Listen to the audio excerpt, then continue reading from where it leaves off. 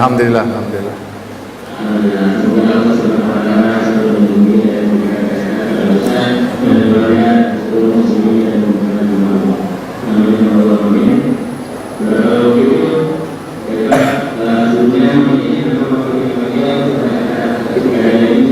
Ya, silakan.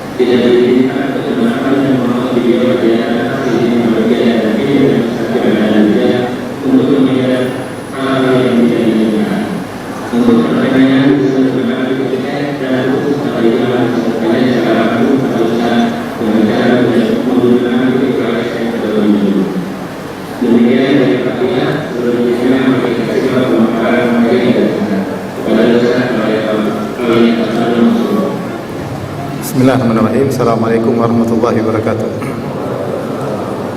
Alhamdulillahi ala ihsani wa syukru lahu ala taufiqihi wa amtinani. Asyhadu an la ilaha illallah wahdahu la syarika lahu ta'ziman li sya'ni wa asyhadu anna Muhammadan abduhu wa rasuluhu da'ila ridwani.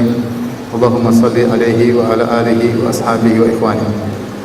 Para hadirin dan hadirat, ikhwan dan akhwat yang dirahmati oleh Allah Subhanahu wa taala.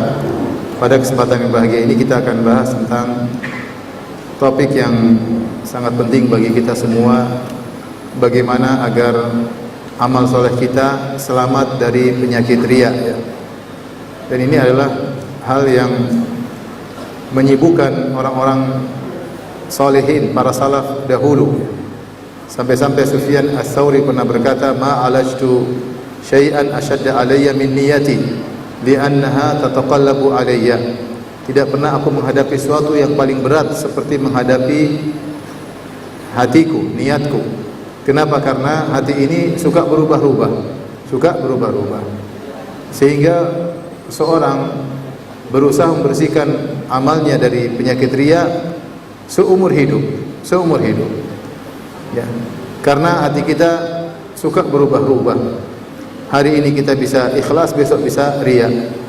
Jam ini kita bisa ikhlas, 1 jam kemudian kita bisa riya, ya. Karenanya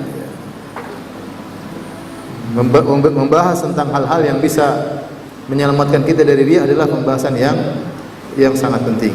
Yakinlah kalau kita meninggal dunia, tidak ada yang menemani kita kecuali amal perbuatan kita. Sebagaimana dalam hadis, ya, yang yatba'ul mayyit salas, 3 hal yang mengikuti mayat. Fayarji'ul isnan wa yabqa wahid. Yang 2 akan balik, tinggal yang 1. 3 perkara tersebut adalah keluarganya, hartanya dan amalnya. Ketika dia dikuburkan, maka hartanya akan meninggalkannya. Mungkin dia diantar dengan mobilnya, diantar oleh pembantu-pembantunya, ya. Keluarganya juga ikut mengantar, anaknya, istrinya, dan amalnya menyertai dia. Ketika selesai dia dikuburkan, maka keluarganya pulang meninggalkan dia, hartanya pun meninggalkan dia, ya. Tinggal amal soleh. Dan sering saya sampaikan, di antara kesedihan yang dirasakan oleh seorang mayat, Allah mentakdirkan dia bisa mendengar derap langkah kaki orang-orang yang mengantarnya meninggalkan dirinya. Dia dengar langkah kaki keluarganya meninggalkan kuburan tersebut, sehingga dia tinggal sendirian dalam kuburan. Yang menemaninya siapa? Yang menemaninya adalah amalnya. Kalau amalnya amal soleh, maka akan datang dalam bentuk seorang yang tampan, harum, ya. Sehingga dia bertanya, siapa engkau, man anta? Dia mengatakan, ana amaluka soleh. Aku adalah amal solehmu ketika di dunia. Aku adalah berbakti kepada orang tuamu, aku adalah baca Qur'anmu, aku adalah puasa sunnahmu, aku adalah sedekahmu, aku adalah hajimu, aku adalah umrahmu. Kalau amalnya buruk, maka akan datang seorang dengan bentuk yang sangat buruk rupa, dengan bau yang tidak enak, Maka ditanya, "Man anta, siapa engkau?" "Ana amaluka sayyi," aku adalah amal burukmu. Di antara amal buruk adalah riya. Oleh karenanya seorang harus yakin tidak ada amal yang bermanfaat bagi dia ketika dalam alam barzah kecuali amal soleh yang ikhlas. Kalau tidak ikhlas, maka akan digolongkan kepada amal yang buruk. Riya, seandainya riya itu hanya sekedar menjadikan amal soleh menjadi nol, masih mending. Tetapi riya bukan hanya menjadikan amal soleh menjadi nol, bahkan menjadi minus, bahkan dia menjadi dosa besar. Riya merupakan dosa besar. Bagaimana seorang sudah beramal soleh dengan susah payah, ternyata malah terancam dengan neraka jahanam. Semuanya gara-gara niat yang salah. Gara-gara niat yang salah. Makanya benar-benar masalah niat ini harus kita perhatikan. Waspada betul dengan namanya penyakit riya. Setan tidak peduli Anda beramal sebanyak apapun, yang penting ada riyanya, selesai. Itu semua amalmu akan masuk dalam timbangan keburukan, bukan timbangan kebaikan.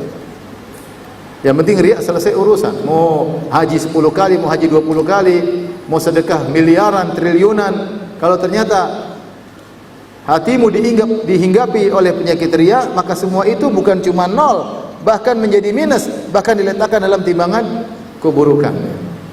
Dari situ seorang waspada, dan inilah pentingnya kita belajar bersama-sama saling mengingatkan tentang bahayanya penyakit riya dan bagaimana kiat-kiat agar kita terhindar dari namanya penyakit riya. Dan ini perlu perjuangan. Terlebih lagi, kenapa kita katakan perlu berjuang? Karena sifat dasar manusia ingin dipuji. Sifat dasar manusia ingin diakui. Kenapa orang riya? Supaya dia diakui. Kenapa orang riya? Karena dia suka dipuji. Sifat dasar manusia. Nah, kita harus melawan hal tersebut. Melatih diri kita bahwasanya kita beramal soleh karena Allah Subhanahu wa taala. Saking bahayanya riya sampai Nabi mengatakan bahaya riya lebih dahsyat daripada bahaya dajjal. Kita tahu fitnah paling besar di alam semesta ini adalah fitnahnya dajjal, yang saktinya luar biasa. Kalau dia berkata kepada langit, "Wa ya sama'u amtiri," wahai langit turunkan hujan, maka hujan akan turun. "Wa ya ardu ambiti," kalau dia pergi ke sebuah dataran yang tandus, dia mengatakan tumbuhkanlah tumbuhanmu, maka jadi hijau seketika. Tumbuh-tumbuhan tumbuh. Luar biasa kesaktian dajjal. Tetapi ternyata ada yang lebih mengerikan daripada dajjal, yaitu riya.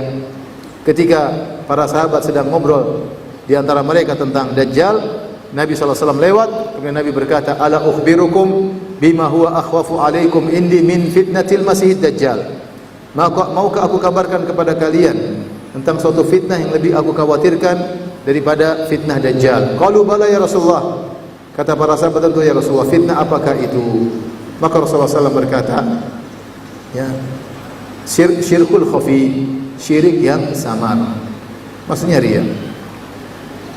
Kemudian Rasulullah SAW contohkan, yaqumur rajulu fayusalli fayuzayyina salatahu lima yara min nadhari rajulin ilaihi. Seorang berdiri, kemudian dia salat, kemudian dia bagus-baguskan salatnya karena dia tahu orang sedang perhatian terhadap salatnya. Dia baguskan salatnya, dia baguskan bacaannya, dia panjangkan salatnya, dia panjang-panjangkan bacaannya, dia indah-indahkan tajwidnya, bukan karena Allah Subhanahu wa taala, tapi karena ingin dipuji oleh makmum misalnya, ingin dipuji oleh temannya yang lagi salat sama dia. Dan ini Rasulullah SAW katakan lebih berbahaya daripada fitnah dajjal. Kenapa? Karena dajjal hanya muncul di akhir zaman, sementara fitnah riya bisa muncul kapan saja. Yang kedua, orang yang terfitnah dengan dajjal rata-rata bukan orang soleh. Orang soleh insya Allah aman dari dajjal. Adapun riya justru menyerang orang-orang yang punya amal soleh. Justru riya menyerang orang-orang yang mungkin rajin berdakwah, rajin dermawan, sering umrah, sering haji, sering berbakti sama orang tua. Justru mereka adalah orang-orang yang rawan terkena riya.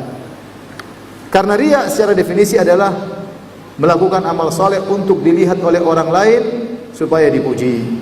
Melakukan amal soleh dengan memperlihatkannya kepada orang lain agar dipuji. Ikhwan dan akhwat yang dirahmati Allah Subhanahu wa taala. Kalau begitu, apa sih kiat-kiat bagi kita agar kita terhindar daripada riya? Yang pertama, ikhwan dan akhwat yang dirahmati Allah Subhanahu wa taala, cara terbaik adalah dengan banyak berdoa. Berdoa. Hati kita ini di tangan Allah Subhanahu wa taala. Bisa berubah setiap saat.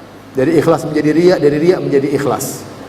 Makanya kita berdoa, ya muqallibal qulub, tsabbit qalbi ala dini. Ya Allah yang bolak-balikan hatiku, tetapkanlah hatiku di atas agamamu.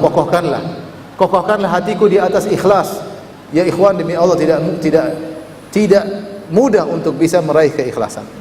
Meraih keikhlasan butuh perjuangan, butuh latihan. Dan kalau sudah sampai pada keikhlasan, mempertahankannya lebih sulit lagi daripada meraihnya.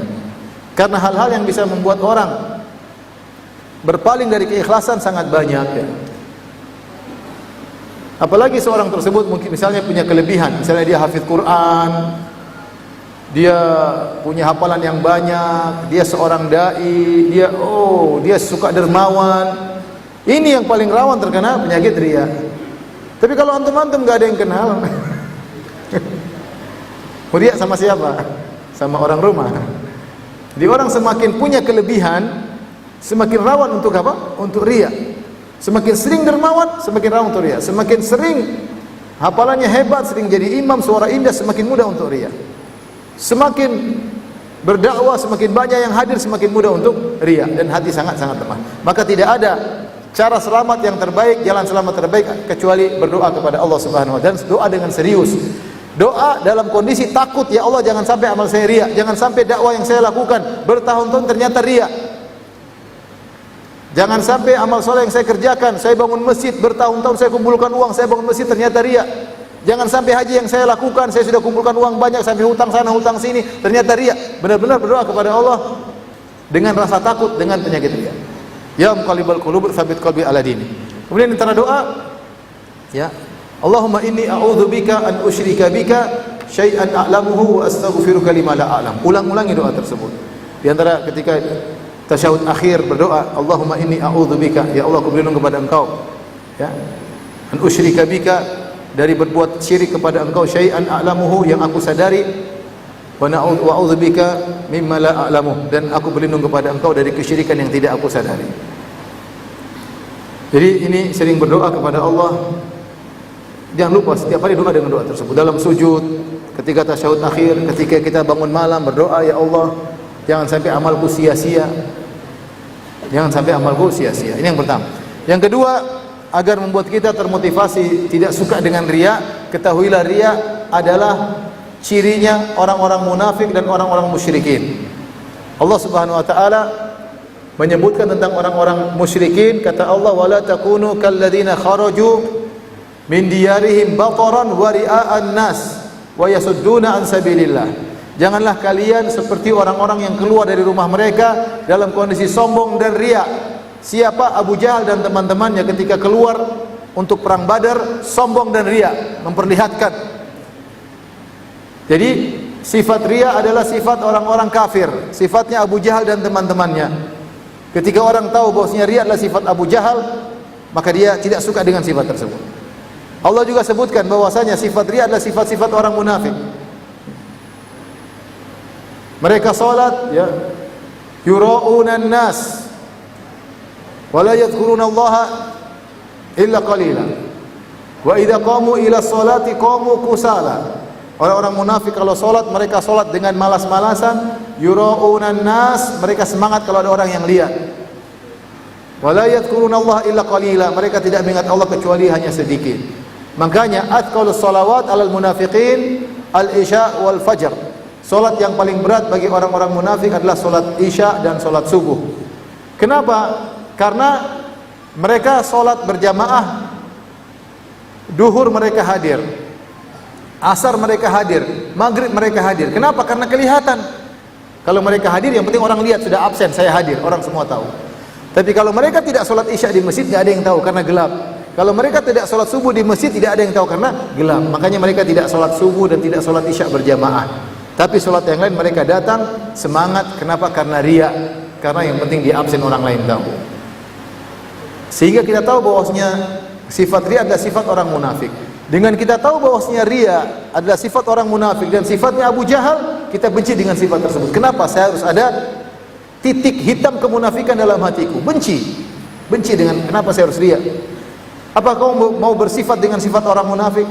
Apa kau ingin memiliki sifat-sifatnya Abu Jahal yang sombong dan riya? Ini yang kedua di antara hal yang membantu kita untuk tidak ingin dengan riya, kita benci dengan riya tersebut dan berdoa kepada Allah, wa karrih ilayyal kufra wal fusuqa wal isyan. Ya Allah, jadikanlah aku untuk benci terhadap kekufuran, kefasikan dan kemaksiatan. Hati kita lemah, betapa sering kita lihat maksiat kita suka dan kita nikmati. Entah tontonan, entah yang kita dengarkan, kita nikmati. Di antaranya riya, kita berlezat-lezat dengan riya. Senang dipuji orang, kita senang berlezat-lezat. Nah, jadikanlah hati kita benci dengan sifat tersebut. Doa kepada Allah, wa karrih ilayyal kufra wal fusuqa wal isyan. Ya Allah, jadikanlah aku benci kepada namanya kekufuran, tidak suka dengan kekufuran, tidak suka dengan kefasikan, tidak suka dengan kemaksiatan. Di antara kefasikan dan kemaksiatan adalah beramal soleh karena riya. Bencilah sifat tersebut. Ini sifat orang munafik.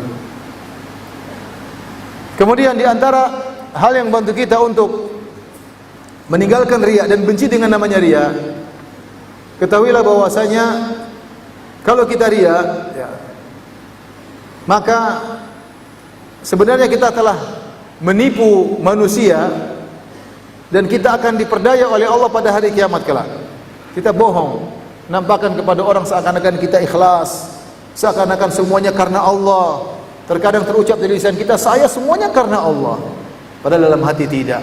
Kita berbohong kepada mereka. Orang yang melihat kita terpedaya, dia menyangka kita adalah orang yang soleh, dia menyangka kita adalah orang yang baik. Ternyata batin kita isinya adalah riya, ingin dipuji, ingin disanjung. Kalau tidak disanjung, tidak dipuji, maka kita tidak enak, kita gelisah, ada kelezatan yang hilang. Kita ingin berlezat-lezat waliyadzubillah dengan kelezatan disanjung dan dipuji. Dan ini berbahaya, ini sangat berbahaya. Jadi kita berlezat-lezat dengan hal tersebut, dengan riya tersebut. Oleh karenanya ikhwan dan akhwat yang dirahmati Allah Subhanahu wa taala, sekali kita berdoa kepada Allah Subhanahu wa taala agar kita benci dengan penyakit tersebut. Karena kalau kita riya, kita menipu orang lain dan Allah akan bongkar tipuan tersebut pada hari kiamat kelak. Allah berfirman dalam surat Al-Baqarah, ya, kalladzi yunfiqu ria'an nas wa la yu'minu billahi wal yawmil akhir famathaluhu kamathali safwanin alaihi turab fa asabahu wabilun fatarakahu salda la yaqdiruna ala syai'in mimma kasabu. Kata Allah Subhanahu wa taala, seperti orang yang berinfak tapi riya. Famathaluhu, perumpamaan orang yang berinfak tapi riya, karena ada berdakwah karena riya, infak karena riya, haji karena riya, umrah karena riya, macam-macam ya. Jadi ustadz karena riya, jadi panitia juga karena riya, semua bisa kena riya ya. Semua bisa kena riya. Jadi teman ustadz juga karena riya, foto bareng ustadz juga bisa karena apa? Riya, semuanya bisa riya. Tapi jangan tuduh orang riya, tapi bisa terkena apa? Riya. Baik. Kata Allah Subhanahu wa taala, seperti orang yang berinfak karena riya, famathaluhu, perumpamaan orang yang berinfak karena riya, kamathali safwanin alaihi turab. Seperti batu yang licin, di atasnya ada tanah. Orang lihat ada tanah, disangka tanah tersebut subur. Kalau tanah subur ditaruh benih apapun cepat tumbuh karena tandanya subur. Orang lihat, tanah subur. Ternyata tanah tersebut di atas batu yang licin. Orang terpedaya, disangka tanah subur. Kata Allah, fasabahu wabilun, tiba-tiba ditimpa dengan hujan yang deras. Fatarakahu salda, tiba-tiba semua tanah tersebut hilang dari atas batu tadi. Tidak tersisa satu butir tanah pun, tinggal tersisa batu yang mulus, batu yang licin, tidak ada apa-apanya.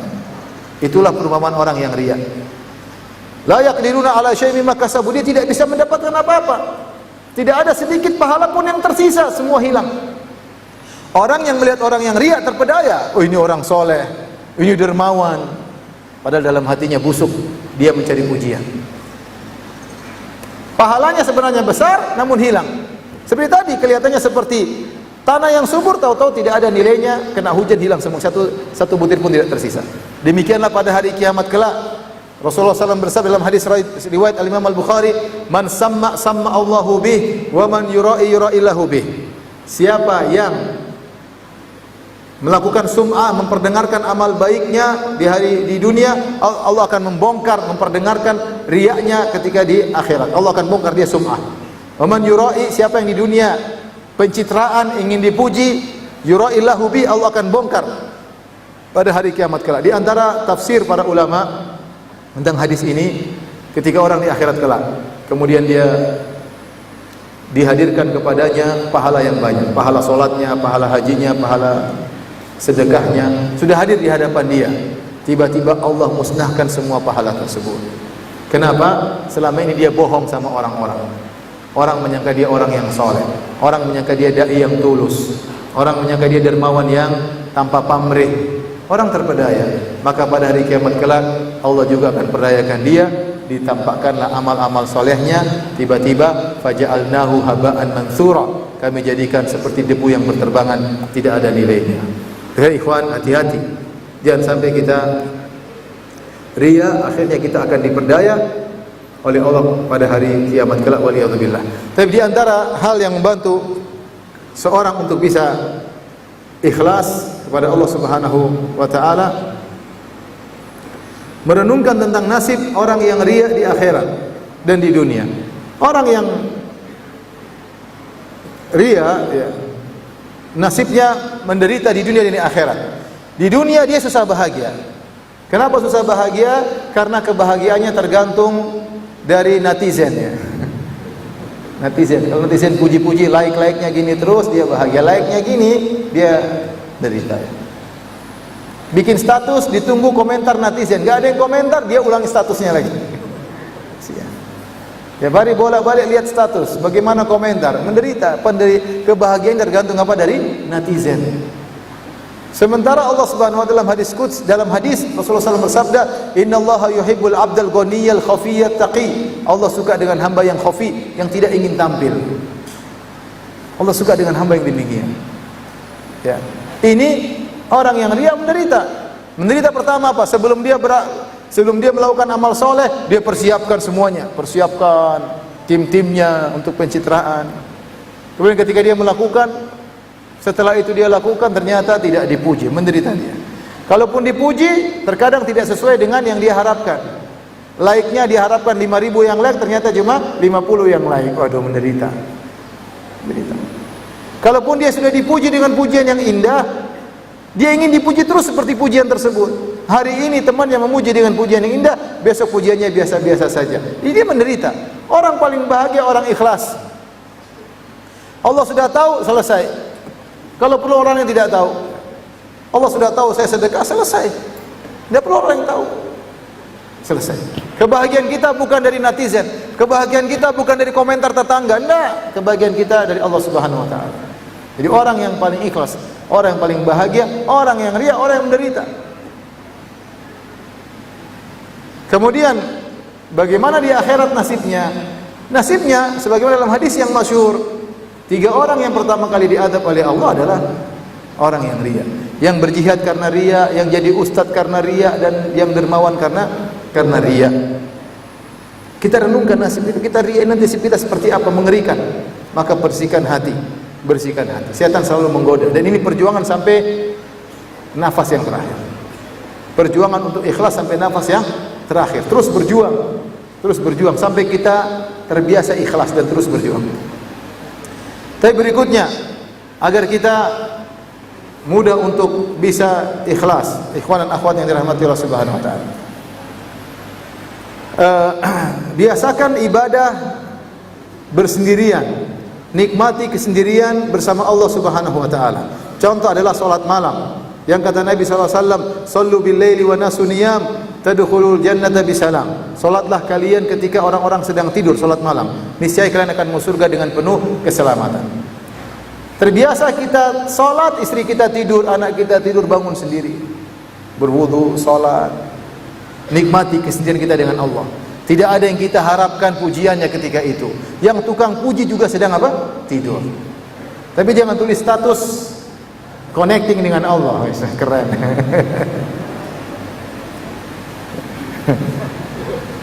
Saya pernah ada akhwat yang yang curhat atau laporan lah. Ini akhwat dilapor ada penuntut ilmu yang selalu WA dia tatkala salat malam, maksudnya dibangunkan gitu.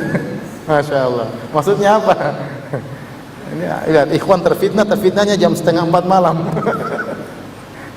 Dia salat sini ngapain lapor-lapor sama akhwat kamu sedang salat malam, apalagi bangunkan, buat apa seperti itu.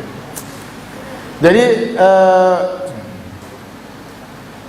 apa tadi kita bilang? Hah? Bukan akhwat, sebelumnya tadi apa? Jadi intinya hati-hati ya. Ya, bahwasanya kalau kita beribadah, yang paling pertama disiksa oleh Allah adalah orang yang riya, orang yang jihad, orang jadi ustadz ya karena riya, dan orang yang dermawan karena riya. Oh, saya lupa tadi. Kita biasa ibadah apa? Berkhalwat dengan Allah sendirian. Bersendirian, orang sedang tidur, kita salat malam. Kita salat malam. Biasakan nikmat kita beribadah, enggak ada orang yang tahu. Latih diri kita seperti itu. Saya sering sampaikan, kita bahagia tatkala kumpul dengan teman-teman, ada kebahagiaan tersendiri. Kita kumpul dengan istri dan anak-anak, ada kebahagiaan tersendiri. Carilah kebahagiaan tatkala kita sedang bersendirian, tidak ada yang bersama kita kecuali Allah semata. Di antaranya malam-malam bangun, istri tidur, anak tidur, atau ente lagi safar, enggak ada teman di kamar, sudah sendirian berdoa kepada Allah, beribadah kepada Allah, nikmati kelezatan tersebut. Itu akan mudahkan kita riya, karena kita terbiasa ibadah tidak ada yang tahu. Di rumah sudah buka buku, baca buku tafsir, tapi jangan bikin status, jangan kasih tahu orang ya. Jangan kasih tahu orang ya. Lagi baca buku agama ya, enggak usah. Enggak usah lagi baca buku kemudian difoto. Jomblo biasanya begitu, jomblo. Jadi status, jangan. Kalau lagi itikaf enggak usah tulis sedang itikaf, enggak perlu. Jangan nagih utang saya sedang itikaf. Jadi masa ikhwan, latih diri kita untuk bisa ibadah bersendirian. Itu bisa kita lakukan. Baca Quran sendiri, antum di pojok rumah buka Quran baca. Nikmati sendiri, enggak ada orang, baca sendiri. Antum di rumah salat malam, salat duha, enggak ada yang lihat, salat duha, alhamdulillah ya. Dengan kita terbiasa ibadah sendiri, kita tidak terbiasa mencari pujian. Kemudian yang berikutnya, ya, selain melatih berlezat-lezat dengan ibadah sendiri, berusaha menyembunyikan amal soleh, sembunyikan sebisa-bisanya. Sebagaimana perkataan salah seorang salaf, uktum min hasanatik kama taktum min sayyiatik. Sembunyikanlah kebaikanmu sebagaimana kau menyembunyikan dosamu. Kalau dosa kita tidak ingin orang lain tahu, demikian juga amal solehmu jangan sampai orang lain tahu. Sembunyikan dengan sebisanya. Sampai ada seorang salaf ya, ketika dia menyampaikan ceramah, kemudian dia terenyuh, kemudian dia menangis, akhirnya dia pura-pura bersin. Dia bilang, karena nangis kemudian ada seperti ada sesuatu di hidung, dia mengatakan az-zukamu syadid, namanya pilek itu berat, supaya dia bisa menutupi apa? Tangisannya. Dia tidak ingin, karena menangis karena Allah itu berpahala ya. Oleh karenanya latih diri kita untuk menyembunyikan amal soleh. Lihatlah sebagaimana sebagian salaf ketika mereka berperang, mereka menutup wajah mereka agar tidak diketahui. Menutup wajah mereka untuk tidak diketahui. Bukan berpose pakai baju perang, pegang senjata, kemudian foto. Ternyata pistol air. Subhanallah. Lalu mereka ketika berjihad amal soleh tidak ingin diketahui oleh orang lain. Dia berbakti sama orang tuanya, tidak cerita sama siapapun. Bukan lagi orang tua kita foto lagi ini sama orang tua. Saya sudah ini sama orang tua saya, cerita sana sini. Ya buat apa ente mau cari pengakuan orang? Dia ngakuin ente baik, terus dia mau kasih apa? Emang dia kasih duit sama ente kalau ente baik? Gak dikasih apa-apa. Paling oh gitu aja. Atau masya Allah amalan ente langsung hilang. Ngapain cerita sama kita? Pengen pengakuan dia kalau dia ngakui terus dia, ada apa dengan kita? Nggak ada apa-apa, nggak ada faedahnya. Jadi berusaha menyembunyikan amal. Dulu para salaf mereka bersusah payah menyembunyikan amal soleh. Sebagian orang sekarang bersusah payah mempublish amal solehnya, bersusah payah. Terbalik antara zaman dulu dengan zaman sekarang. Apapun yang itu kebaikan jangan cerita.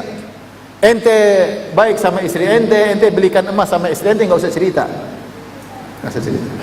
Apapun, sama anak-anak, nggak usah cerita. Jangan kesankan kamu suami yang baik, jangan kesankan kamu bapak yang baik, jangan kesankan dirimu adalah anak yang berbakti pada orang tua. Nggak perlu anda cerita.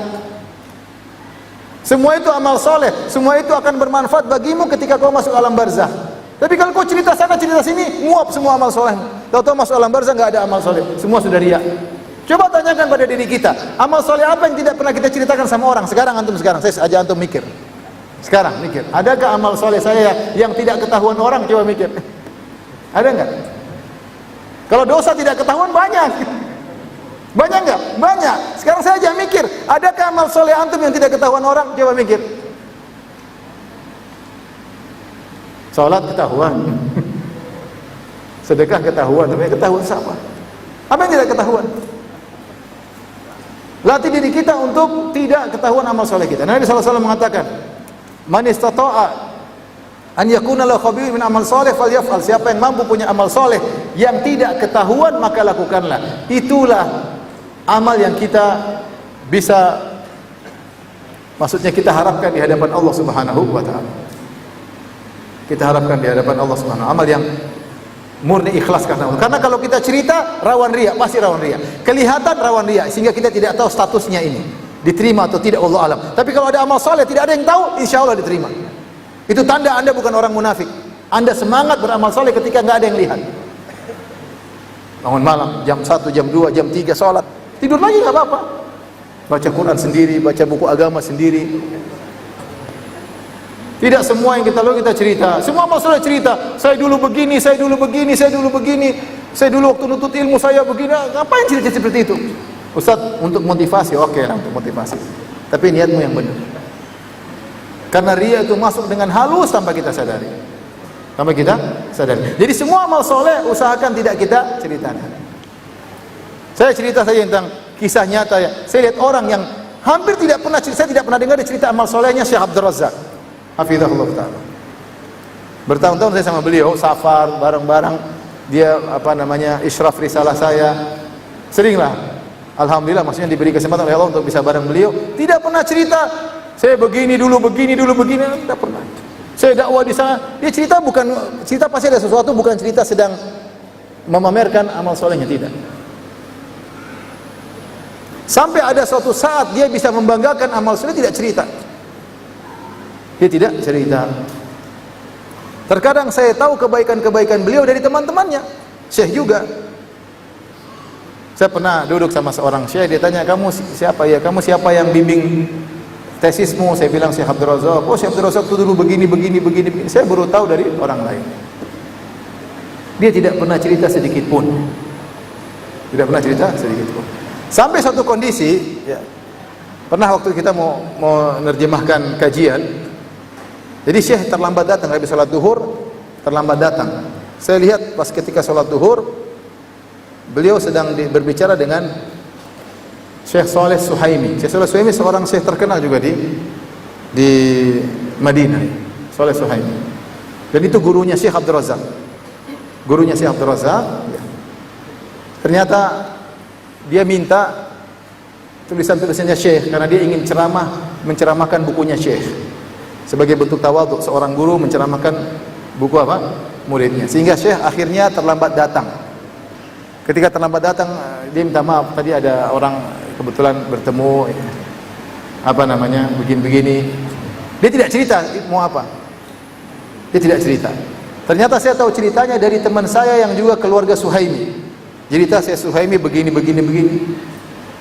Seandainya kita posisikan diri kita kepada posisi kita bilang, tuh guru saya mau ngambil buku saya, mau ngajar buku saya. Beliau tidak pamer-pamer sama sekali. Dan banyak ya, cuma saya tidak mungkin ceritakan di sini. Masalahnya beliau masih hidup. Tapi intinya, ikhwan dan akhwat yang Allah Subhanahu wa taala, kita kalau bisa saling menasihati. Kalau ada teman cerita, enggak usah cerita deh. Biar apa? Biar jadi amal soleh. Karena kadang kita tergelitik hati kita untuk apa? Cerita. Lagi kita beramal soleh, setelah itu kita cerita akhirnya menguap, tidak menjadi amal soleh, malah bisa menjadi amal buruk, menjadi dosa, ketika amal tersebut dari amal soleh berubah menjadi riya. Kalaupun kita cerita bukan untuk riya, maka akan mengurangi pahala. Amal soleh yang kita ceritakan bukan karena riya, mengurangi pahala dari pahala amalan yang tersembunyikan dengan amalan yang tertampakkan. Tingkat pahalanya berbeda. Tingkat pahalanya berbeda. Wa in tukhfuha wa tu'tuha al-fuqara fahuwa khairul lakum. Jika kalian menyembunyikan sedekah kalian dan kalian berikan kepada para fuqara, itu lebih baik bagi kalian daripada kalian menampakkannya. Ini di antara hal yang membantu kita untuk ikhlas sembunyikan amal soleh. Kemudian di antaranya juga bergaul dengan orang yang kita anggap ikhlas. Kalau kita bergaul dengan orang suka riya, kita ikut-ikutan latah. Dia cerita ini, kita cerita-cerita, dia cerita, emang ente aja yang hebat, saya juga cerita-cerita. Tidak usahlah, ya. Tak usah. Kalau kita bergaul dengan orang suka riya, akhirnya kita terpancing ikut riya. Tapi kalau kita bergaul dengan orang yang ikhlas, orang ini tidak pernah, kita akan terpengaruh. Kita lihat orang ini, masya Allah luar biasa, tidak pernah cerita amal solehnya, nampak sinar di cahayanya, cahaya di wajahnya, sehingga kita terpengaruh. Jadi berusaha bergaul dengan orang yang ikhlas, dan orang ikhlas insya Allah kelihatan daripada sikapnya, ya. Tidak suka pamer, tidak bangga dengan amal solehnya, tidak merendahkan orang lain. Itu ciri-ciri orang ikhlas. Baik, mungkin ini saja, ya, ikhwan dan akhwat yang dirahmati Allah Subhanahu wa taala, yang bisa saya sampaikan. Semoga Allah Subhanahu wa taala menjadikan amal soleh kita ikhlas di sisi Allah Subhanahu wa taala dan menjauhkan kita dari penyakit-penyakit riya, dan semoga Allah menjaga keikhlasan kita sampai kita bertemu dengan Allah Subhanahu wa taala. Wallahu taala alam bisawab. Mungkin kalau teman-teman ada yang bertanya, saya persilahkan.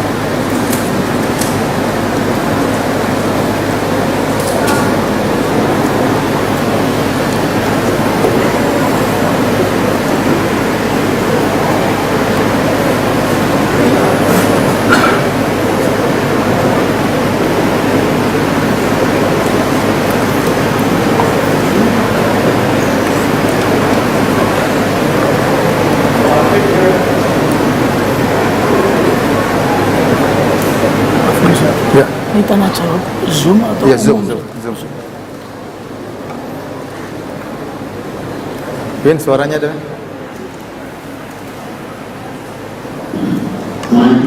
Waalaikumsalam warahmatullahi wabarakatuh. Ini bertanya amalan ini sebagai amalan yang tidak diketahui oleh orang yang Apa, Bin?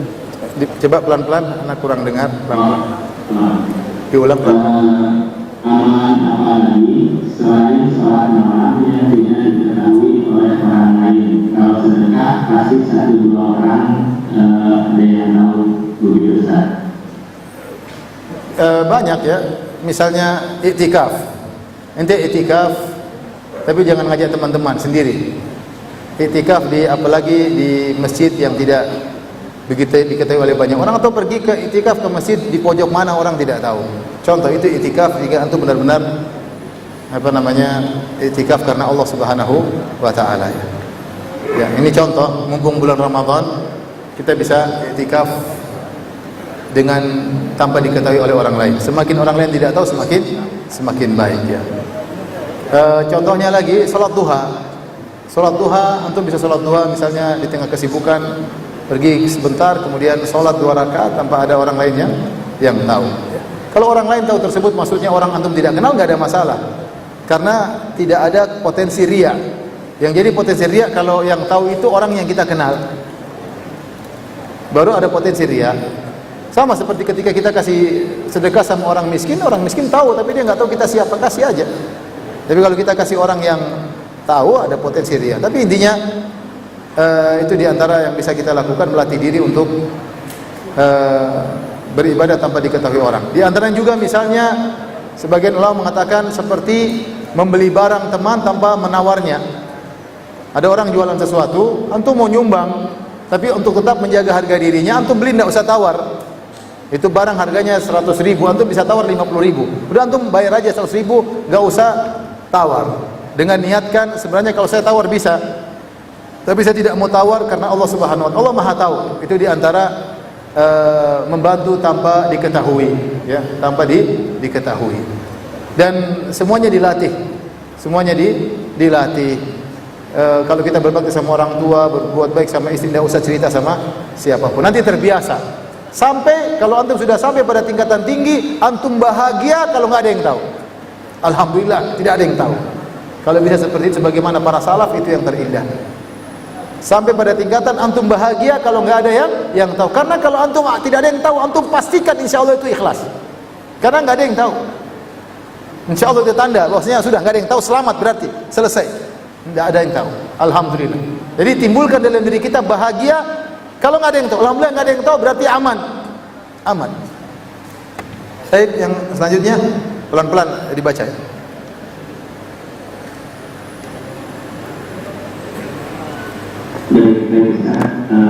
Assalamualaikum Ustaz. Assalamualaikum. Apakah dia bisa membatalkan ibadah jika dia tersebut terjadi dalam sholat fardu? Apakah batal dan harus mengulanginya? Jazakallahu. Demikian pendapat ulama Syafi'iyah, dan saya tadi baru baca juga pendapat Syekh bin Baz. Jika seorang melakukan sholat fardu dan diriak sejak awal dia riak, maka sholatnya tidak sah. Ini ada khilaf masalah ini. Ada yang mengatakan sah tapi tidak ada pahalanya, ada yang mengatakan tidak sah. Di antaranya ulama Syafi'iyah mengatakan tidak sah. Syekh bin Baz juga berpendapat demikian. Jika seorang sejak awal dia riya, memang dari awal riya, maka sholatnya tidak sah, dia harus ulang lagi, dan itu lebih hati-hati. Tetapi jangan sampai ditimpa dengan was-was. Oh, saya tidak riya, tidak riya. Kalau dia berasa yakin, dia memang tadi kelihatan dia sholat karena ingin dipuji, kelihatan sekali dia sadar. Riya itu bisa kita deteksi. Riya itu bisa kita deteksi kalau kita mau mendeteksi. Masalahnya kita tidak mau mendeteksi, kita biarin aja. Tapi kalau seorang periksa, dia tahu, dia riya, dia ngerti. Jadi memang benar pendapat sebagian ulama bahwasanya jika seorang sholat karena riya, maka sholatnya diulangi. Lain halnya kalau riya itu muncul belakangan, dia sholat karena ikhlas, tiba-tiba rakaat ketiga, rakaat keempat timbul riya, maka dia lawan dan sholatnya sah, tidak jadi masalah. Wallahu ta'ala alam bishawab.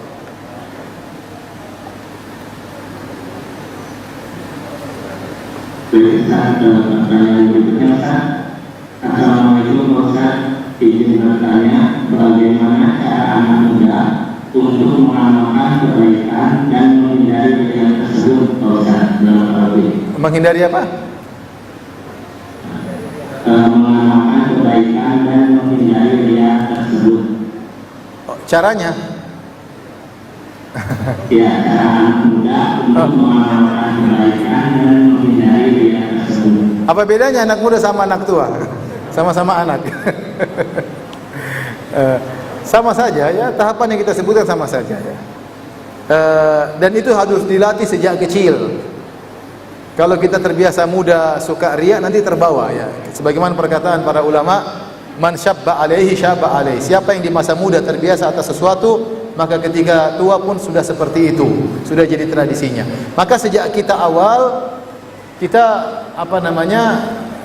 kasih nasihat kepada anak muda, kepada anak kita untuk terbiasa ikhlas. Terbiasa ikhlas kepada Allah Subhanahu wa taala. Ya tadi cara-caranya seperti yang sudah kita sampaikan dalam pengajian, berdoa kepada Allah Subhanahu wa taala ya. Kemudian melatih diri untuk beribadah ibadah yang sendirian. Kemudian jangan ceritakan kepada orang lain, sembunyi-sembunyi ketika ingin melakukan kebaikan, sembunyi kalau bisa. Kita lagi jalan sama teman-teman, tahu-tahu kita ingin sedekah sama orang, sebentar ya, saya sebentar ke belakang, kasih. Biasakan seperti itu. Jadi latih. Kita terbiasa melatih diri, akan kita kebiasaan sampai kita meninggal dunia insyaallah taala. Mau muda mau tua sama saja. Justru kalau semakin tua harusnya semakin ikhlas, karena sebentar lagi ketemu malaikat mungkar nakir masalahnya. Tapi harus dilatih sejak muda. Wallahu a'lam bishawab. Ini ada pertanyaan yang serupa, apabila kita niat memberi makanan kepada tetangga dengan niat menjalin hubungan dan agar tidak dianggap sombong, apakah termasuk bid'ah? Kemudian bagaimana jika kita berdonasi dan kita disuruh mengkonfirmasi atas donasi kita itu, apakah itu termasuk bid'ah? Yang pertama, memberi makan kepada tetangga ya. Ya, enggak, kita jadi begini. Kalau kita takut riya, ya jangan kita membatalkan amal soleh. Kita harus lawan. Allah suruh saya. Sampai datang dalam sebagian hadis, tapi hadisnya dhaif dan disebutkan oleh para salaf bahwasanya kalau kamu mau sholat, kemudian kau lagi senang pengen baca surat yang panjang, tiba-tiba syaitan bilang kamu riya, cuekin aja, bilang saya lebih panjang dari sebelumnya untuk bikin jengkel syaitan. Bahwasanya kita panjangkan sholat karena siapa? Karena Allah Subhanahu wa taala. Kalau kita memberi makan kepada tetangga, syaitan datang bilang kamu riya, berarti kita peduli dengan keikhlasan kita, lawan. Berarti terbetik ada kewaspadaan, jangan sampai riya. Tapi bukan kita mundur, maju, bismillah, ya Allah engkau tahu niat saya ingin ikhlas, tapi syaitan menggoda aku, bismillah, kasih saja. Ya, kasih saja. Jadi jangan mundur. Jangan mundur ya. Tidak apa-apa kita berniat agar dapat pahala dan agar menjalin hubungan baik dengan tetangga, itu baik karena Allah, Nabi yang suruh kita berbuat baik sama tetangga. Karena benar kalau kita tidak sapa, kita akan hubungan buruk, disangka sombong. Tadi saya sudah katakan, di antara sifat yang baik adalah melakukan perbuatan agar orang lain tidak suudzon sama kita. Di antaranya kita memberi hadiah, memberi makan agar mereka tidak suudzon, disangka orang sombong, disangka orang yang tidak peduli sama kaum muslimin. Yang kedua, kalau kita memberi sumbangan, ada yang minta konfirmasi. Kalau memang konfirmasinya adalah demi kebaikan agar diketahui untuk laporan keuangan dan yang lainnya, tidak jadi masalah, tidak jadi masalah ya. Kalau antum takut, suruh orang lain yang kirim. Saya punya kawan seperti itu. Dia kalau kirim sumbangan lewat saya, jadi orang kira saya duitnya banyak. Tapi saya bilang dari teman. Padahal saya bisa aja gaya dari saya. Tapi kasih tahu dari temannya. Sehingga yang sumbang tidak tahu siapa. Terjaga, yang tahu saya aja karena memang saya yang misalnya menyalurkan. Tapi dia terjaga. Jadi bisa saja antum misalnya punya anak buah supir, kirim lewat supir misalnya, tinggal mana laporannya. Ya, sehingga orang yang disumbang tidak tahu siapa yang. Banyak cara lah kalau kita niat untuk tidak ketahuan, banyak cara. Ada seorang salaf, dia puasa bertahun-tahun, istrinya tidak tahu. Bagaimana caranya? Caranya dia setiap pagi dia sahur, kemudian dia bawa makan siang, istrinya siapkan makanan pagi. Dia tidak bilang, saya sudah puasa. Enggak, dia ambil makanan tersebut, nanti saya bawa ke pasar. Istrinya kira dia akan iftar makan pagi di pasar, ternyata sampai sana dia sedekah.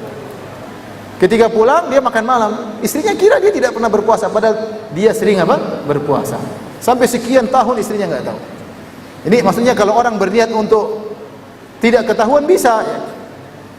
Tapi kalau istrinya pegang ATM-nya ya pasti ketahuan. Ini kok berkurang, kemana ini? Belok kiri, belok kanan, kemana ini?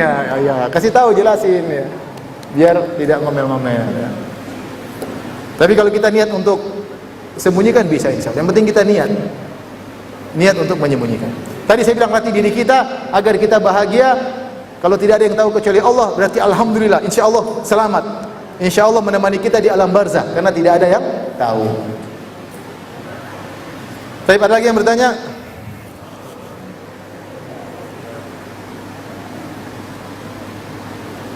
Akibong?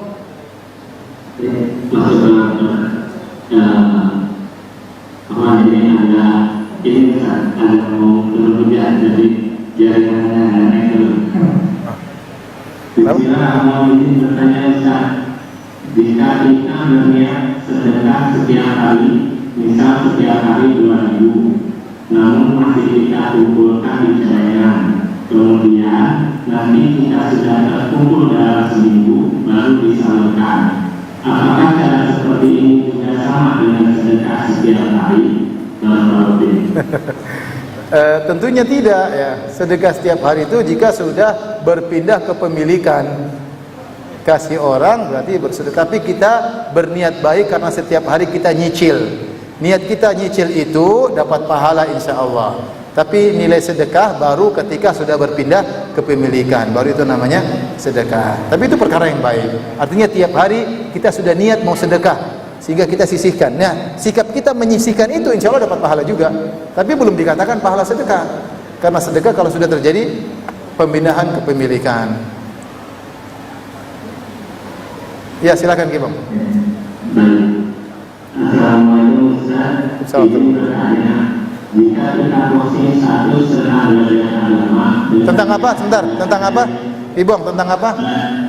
tentang belajar agama Ustaz, dengan niat ada yang terinspirasi untuk belajar agama, apakah lebih baik disembunyikan belajar agama kita dan tidak posting status? Barakallahu. Allah yang lebih tahu tentang hati kita. Kalau hati kita sangat rawan, mudah riya, sebaiknya kita sembunyikan. Tapi kalau kita, insya Allah saya tidak riya, saya ingin beri semangat kepada yang lainnya, maka tidak jadi masalah. Maka tidak jadi masalah. Kaidah hukum asal perkara wajib, hukum asal dilihatkan. Salat fardu kita salat berjamaah, azan kita haji kita lihatkan. Sehingga orang tahu kita sudah haji. Bayar zakat, kalau perlu kita kasih kepada orang miskin tersebut agar dia tidak suudzon. Dia tahu kita punya duit tapi kita bayar zakat. Hukum asal perkara fardu kita tambahkan. Hukum asal perkara-perkara sunnah kita sembunyikan. Kita sembunyikan kecuali ada maslahat yang besar. Maslahat yang besar misalnya saya sebagai panutan misalnya, atau seorang ustaz sebagai panutan, maka dia tampakkan agar diikuti oleh yang lainnya. Tinggal dia menjaga hatinya. Ya. Jadi dalam rangka untuk motivasi tidak jadi masalah. Ya, tetapi tadi tinggal kita harus menjaga hati kita. Tanyakan pada diri kita, saya posting ini niatnya apa? Tanyakan sama hati kita. Niatnya untuk agar memotivasi orang lain. Benar cuma itu saja? Sekalian ria, wah repot. Kalau sekalian ria, mending tidak usah. Tapi kalau niatnya benar-benar ingin motivasi, bismillah. Dan itu insya Allah kita bisa bedakan. Insya Allah kita bisa bedakan. Baik, Kibang mungkin pertanyaan terakhir. Assalamualaikum Ustaz. Misal ada yang pinjam uang kita, tapi kita mau pinjemin, terus kita kasih alasan, bilang kita juga harus berdoa untuk bayar 400.000 per bulan dan benar untuk berdoa gitu Ustaz. Niatnya tapi bukan untuk pengen pamer, tapi dia yang mau pinjamnya itu mengerti.